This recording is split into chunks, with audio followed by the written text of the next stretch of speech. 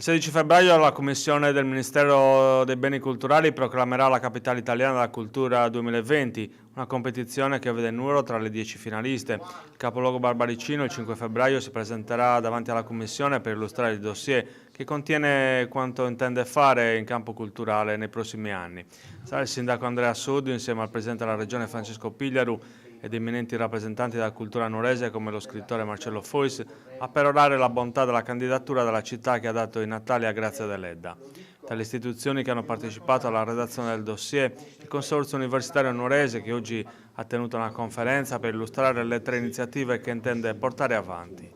Qual è l'apporto che ha dato e che può dare l'Università Nuorese a questa candidatura di Nuoro a Capitale Italiana della Cultura 2020? Il Consorzio ha partecipato durante la redazione del progetto proponendo 3 tipologie di interventi. Uno, come è noto, la Summer School sui diritti umani, che per l'anno 2020 sarà appositamente dedicata alla libertà culturali, l'altra l'istituzione di una scuola di lettura e scrittura che per quell'anno vedrà ospiti a Nuoro i finalisti del premio Strega, prima della nomina del vincitore in collaborazione con la Fondazione Bellunci che sostiene il premio Strega.